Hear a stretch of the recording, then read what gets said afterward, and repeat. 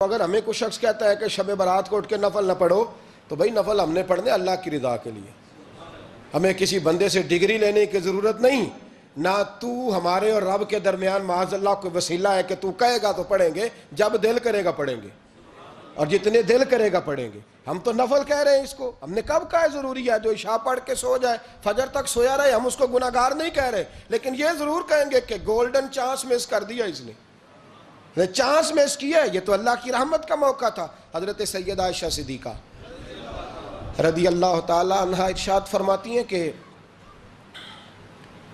شعبان کی 15ویں رات تھی، یعنی شب برات کی رات، فرماتی ہیں شعبان کی 15ویں رات تھی، میں نے اچانک نظر ڈالی تو حضور میرے بستر میں تھے، پھر میری نظر پڑی تو حضور نہیں تھے، میرے دل میں گمان آیا، خیال آیا کہ شاید کسی اور زوجہ کی طرف حضور کا میلان تباہ ہو گیا ہو، وہاں تشریف لے گئے ہوں۔ فرماتی میں اٹھی باہر گئی تو نبی کریم علیہ السلام جنت البقیع میں تھے، قریب ایک جگہ پہ حضور دعائیں مانگ رہے تھے۔ فرماتے میں گیا تو حضور فرمانے لگے ابو بکر کی بیٹی تو نے کیا گمان کیا کہ اللہ کا رسول تیری حق تلفی کرے گا؟ عرض کی حضور آپ مالک ہیں، کہیں اور جانا چاہیں تو میری طرف سے پابندی نہیں۔ کہتی ہے وہاں کھڑے کھڑے میرے رسول کریم نے بیان فرمایا، یہ ترمذی کے لفظ ہیں، حضور نے فرمایا عائشہ یہ شعبان کی 15ویں رات ہے، مدینے میں سب سے زیادہ بکریاں بنو کلب کا قبیلہ پالتا تھا، فرمایا آج کی رات بنو کلب کے قبیلے کی بکریوں کی تعداد کے مطابق اللہ میری امت کے لوگوں کی بخشی فرما دے گا۔ یہ وہ رات ہے۔ جناب عائشہ صدیقہ رضی اللہ تعالی عنہ نے بات رات کو سنی تنہائی میں نبی پاک سے، رات کو تنہائی میں حضور سے سنی، سویرے جناب عائشہ نے کل امت کو بتائی۔ اگر یہ بات اہمیت والی نہ ہوتی تو بی بی صاحبہ آگے روایت کرتی، یہ کتابوں میں آتی، یہ لوگوں کو بتاتی۔ حضرت عائشہ نے روایت کیا اور مولا علی شیر خدا نے تو کھل کے کہا، ابن ماجہ میں ہے، حضرت علی سے پیار کرنے والوں کے لیے الگ عنوان، مولا علی نے کھل کے فرمایا شعبان کی 15ویں رات کو رات عبادت کرنا اور سویرے روزہ رکھنا۔ حضرت علی کے لفظ بائی نہیں سیاستہ میں، رات کو روز عبادت کرنا، دن کو روزہ رکھنا۔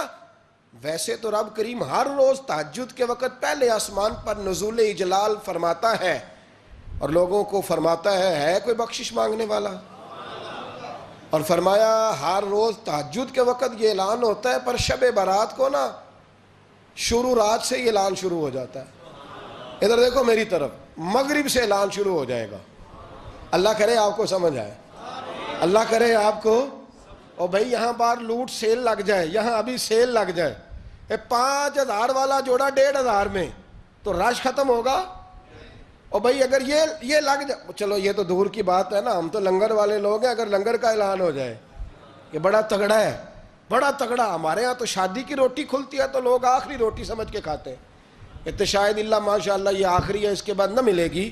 جب اعلان ہوتا ہے اور دعوت ہوتی ہے کہ کھلا ہے جی کھاؤ، کیا حشر ہوتا ہے، کیا انداز ہے۔ مولا علی شیر خدا حدیث روایت کرتے ہیں، رنگ کیا ہے؟ فرمایا باقی راتوں میں نا تھوڑا سا پیکج ہوتا ہے، تھوڑا سا، آخری حصے میں رات کے شب برات کو نا رات چڑھتے ہی اللہ پہلے آسمان پر جو اس کی شان کے لائق ہے نزول جلال فرماتا ہے، اور پہلا جملہ یہ فرماتا ہے کوئی معافی مانگنے والا؟ اللہ کرے آپ کو سمجھ آئے، یعنی معافی دینے والا کہہ رہا ہے چلو آؤ ادھر آؤ ذرا معافی مانگو، میں معاف کرنے آیا ہوں، مانگو معافی، ہے کوئی معافی مانگنے والا؟ معاف کر دیں گے۔ اور آپ فرماتے ہیں ہے کوئی رزق مانگنے والا؟ وہ جو بڑی درخواستیں دیتے پھرتے ہیں نا مختلف اداروں میں، وہ ایک درخواست نا کل شب برات والی رات بھی دیں، اللہ کرے آپ کو سمجھ آئے۔ وہ جو کہتے ہیں نا بڑے بڑی کمپنیوں میں نے اپلیکیشن جمع کرائی ہے تو کہیں کام نہیں بن رہا تو نسخہ دے رہا ہوں، ایک اپلیکیشن کل رات بھی جمع کراؤ انشاءاللہ کام بن جائے گا۔ اور میں نہیں کہہ رہا، مولا علی شیر خدا فرما رہے ہیں، اور وہ خود نہیں فرما رہے، وہ نبی پاک کا فرمان نقل کر رہے ہیں، اور وہ رسول اللہ صلی اللہ علیہ وسلم کی بات نہیں بیان کر رہے، وہ کہتے ہیں رب فرماتا ہے کوئی روزی مانگنے والا؟ سارے سیٹھوں نوابوں جاگیرداروں کے پاس جا جا کے تھک گئے ہو، ایک دن میرے کہنے پر، ایک رات، ایک دیہڑی ذرا شب برات والی لگا کے تو دیکھو، پر شرط یہ ہے کہ یقین کامل ہو، ارادہ یہ، مطلب اللہ معاف کرے، آپ نے ناراض نہیں ہونا، لیکن وہ ماحول اس طرح کا ہے کہ شب برات کو ایک دو ساتھی کو کہا رات کو عبادت کر کہتے جی وہ تو ٹھیک ہے پر سویرے چھٹی نہیں، کام کرنا ہے. یعنی رب کہہ رہا ہے کہ تو آ جا شب برات کی رات، جو مانگے گا وہ تجھے. لیکن یہ ادھر نہیں توجہ کر رہا، یہ کہتا ہے سویرے 10 بجے دکان نہ کھلی تو مشکل ہو جائے گی، دفتر نہ گیا تو حالات. آپ دیکھیں ذرا، اب جب یقین اس طرح کا ہو تو پھر تو بھائی ساری زندگی اداروں میں درخواستیں دینی ہیں. پھر آپ جیسا آپ کا مزاج ہوگا، اللہ تعالیٰ تو بندے کے گمان کے قریب ہے. تو میرے رسول پاک علیہ السلام نے ہمیں یہ میسج دیا، پیغام دیا، فرمائے اس رات جو اولاد مانگے گا رب اسے بھی عطا فرمائے گا.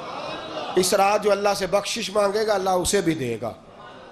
اس رات جو رب کریم سے عزت مانگے گا اللہ اسے بھی عطا کرے گا.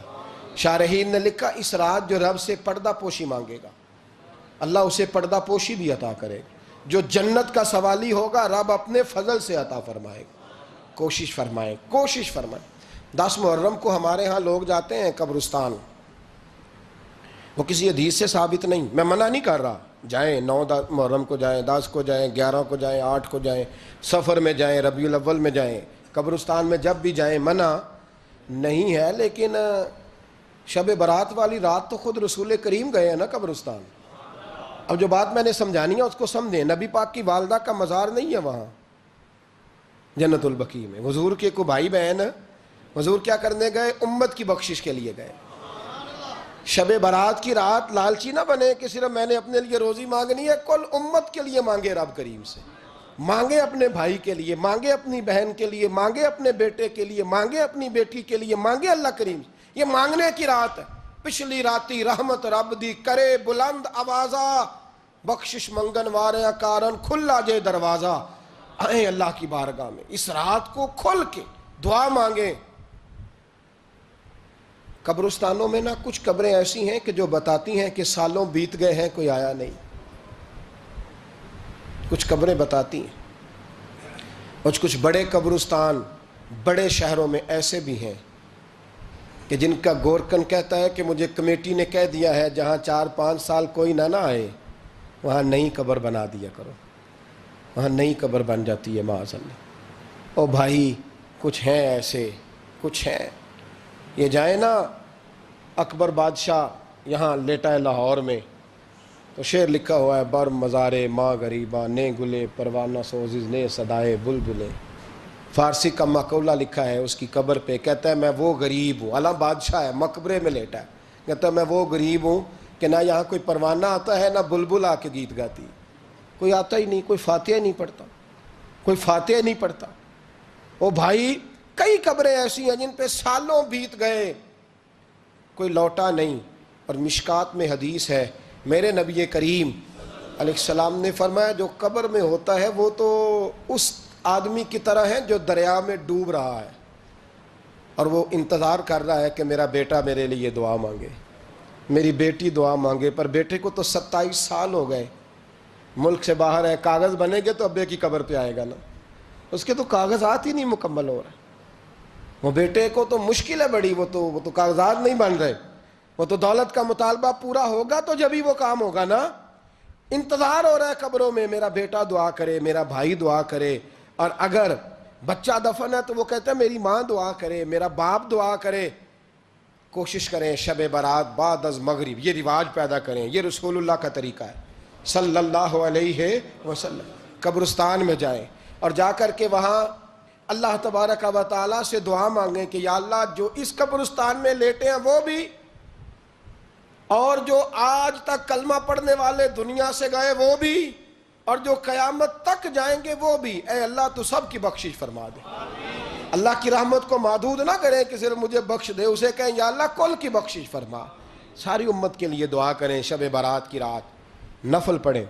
ہمارے ہاں محفل ہوتی ہے ہر سال الحمدللہ، بڑے شوق سے بڑا خوبصورت ہم اہتمام کرتے ہیں. لیکن میں اکثر دوستوں سے کہا کرتا ہوں کہ جن کو اکیلے میں نفل پڑھنے میں مزہ آئے وہ اکیلے میں پڑھیں. کتنی کھلی بات کر رہا ہوں. میں پابند نہیں کر رہا کہ آپ یہاں آئیں گے محفل میں آئیں گے ضروری ہے. بھئی آپ کو اکیلے میں مزہ آتا ہے نا. کچھ لوگ تنہائی میں ہو تو دل زیادہ لگتا ہے، وہ تنہائی میں کریں اللہ اللہ کوئی عرض نہیں. لیکن کچھ ایسے ہیں کہ نعت سنتے ہیں تو دل نرم ہوتا ہے، تقریر سنتے ہیں تو دل نرم ہوتا ہے. تو جن کا اس طرح نرم ہوتا ہے وہ مسجد میں آئے, بات سنے. کچھ کو سب کے بیچ بیٹھ کے رونا آتا ہے. حضرت سعدی شیرازی فرمایا کرتے تھے کچھ لوگوں کے آنسو مجھے رلا جاتے ہیں. فرماتے ہیں کچھ کی آنکھیں دیکھ کے رو پڑتا ہوں, لہٰذا میں جب بھی ذکر کرتا ہوں محفلوں میں بیٹھ کے کرتا ہوں. تنہائیوں میں مجھ سے نہیں ہوتا, تو جس سے نہیں ہوتا وہ آئے نا, مسجد میں آئے, رات عبادت کریں. کل مغرب سے پہلے پہلے کام سمیٹ لیں سارے, اور مغرب کے بعد یہ رات شروع ہوگی, مغرب کے بعد ایک چھٹی کر لو اللہ رسول کے لیے. کر لیں گے انشاءاللہ تعالی ایک چھٹی. اور توبہ کی رات ہے یہ, توبہ کرنی ہے. توبہ کس کو کہتے ہیں؟ توبہ کا معنی ہے پچھلے گناہ پر پچھتانا, شرمسار ہونا.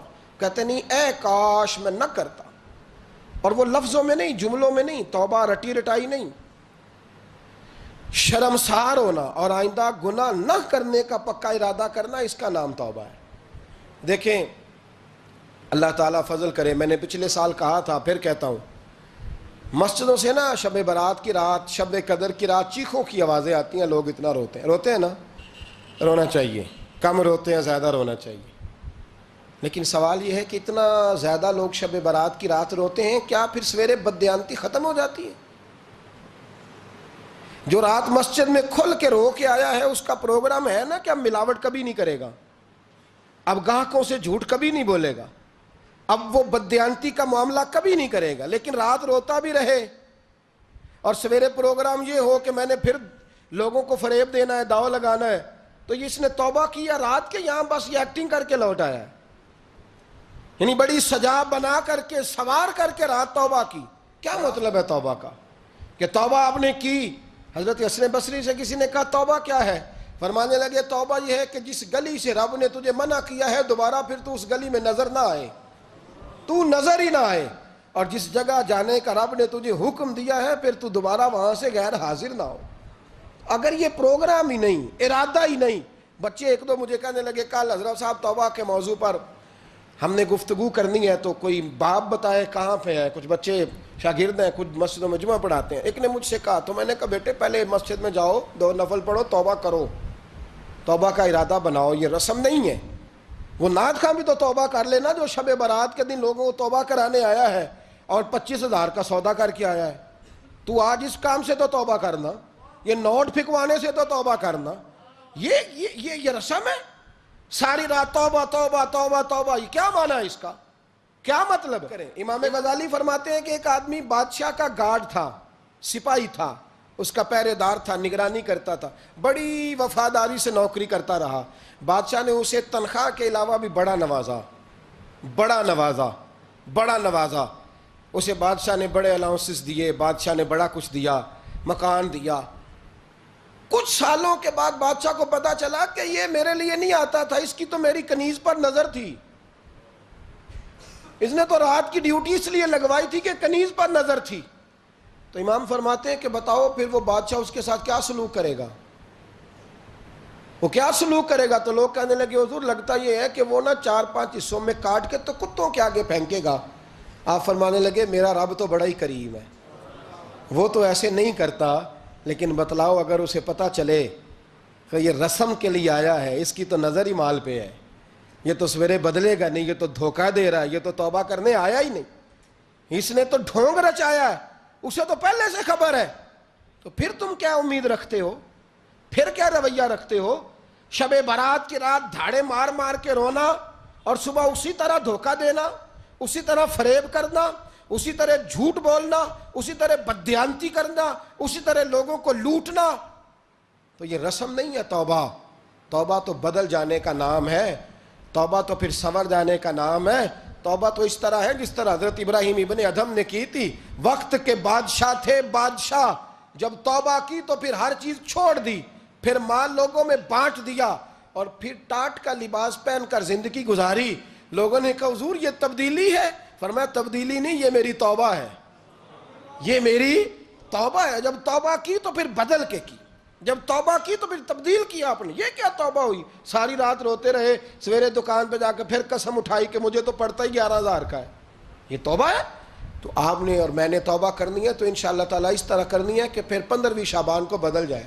یہ جو موقع آتے ہیں نا شب برات کے, شب قدر کے، یہ بنیادی طور پر اللہ تعالیٰ کی طرف سے دی ہوا موقع ہوتا ہے کہ چلو تمہیں چانس دیتے ہیں، تمہیں چانس دیتے ہیں، پابندی کوئی نہیں، لیکن رب کی طرف سے نا موقع ملتا ہے، چلو تمہیں ایک موقع دیتے ہیں، چلو اپنے آپ کو کلیئر کر لو، تمہیں موقع دیتے ہیں، یا اللہ کیا کرے، کچھ بھی نہیں، آ کے نا سچے دل سے 2 رکعتیں پڑھ کے توبہ کرو، عرش کا مالک پچھلے سارے ہی معاف کر دے گا، کچھ بھی نہیں، آؤ موقع ہے۔ ان لوگوں کی باتوں پہ نہ جائیں جو بلا وجہ پریشان کرتے ہیں، ہمیں بھی روز ہی سوال آتے ہیں، دل نہیں کرتا، کچھ باتیں ایسی ہیں جو کرنے کو طبیعت نہیں چاہتی، میں کروں گا بھی نہیں۔ لوگوں کو شب برات کا حوالہ بھی نہیں مل رہا، حالانکہ ترمذی شریف میں حدیث موجود ہے، صحاح ستہ کی روایت ہے، ترمذی میں موجود ہے۔ پہلے کہتے ہیں صحاح ستہ سے دکھاؤ، جب صحاح ستہ سے مل گئی تو آپ اور کدھر جانا ہے؟ اور ابن ماجہ میں موجود ہے مولا علی کی روایت، اور ذرا ترتیب دیکھیے گا، یہ ترمذی کی حدیث ہے، اور امام ترمذی نے تو پورا باب باندھا ہے 15ویں شعبان پر، پورا باب۔ اب تمہاری مرضی ہے، اگر تم نئی بات کو سمجھنا چاہتے۔